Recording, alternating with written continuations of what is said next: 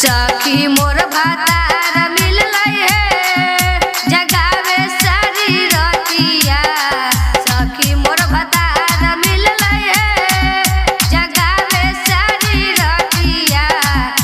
ऊपर से चढ़ के करे खटर पटर हे राते ऐसन कैल कैसाया करे चटर चटर हे राते ऐसन कैल कैसाया करे चटर चटर हे राते ऐसन कैल का।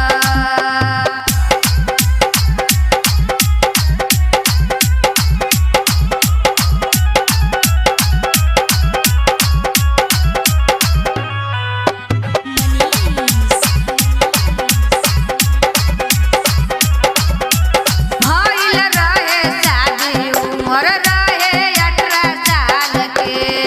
एहिले भातार रहे मोर खाकुआल हे मोर खाकुआल हे। भइल रहे शादी उमर रहे 18 साल के। एहिले भातार रहे मोर खाकुआल हे।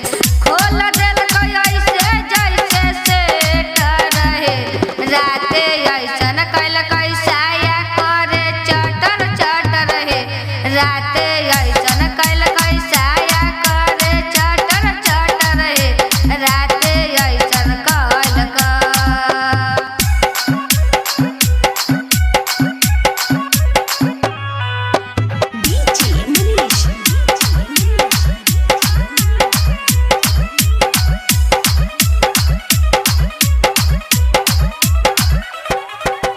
दिलवा के बात सखी कैसे हम बताई। चूस ले जवानी सैया से जपर सुताई से जपर सुताई।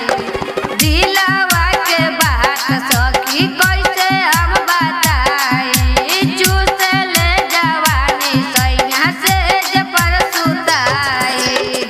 कौशल कर देलकै जन हटर हटर हे राते ऐसन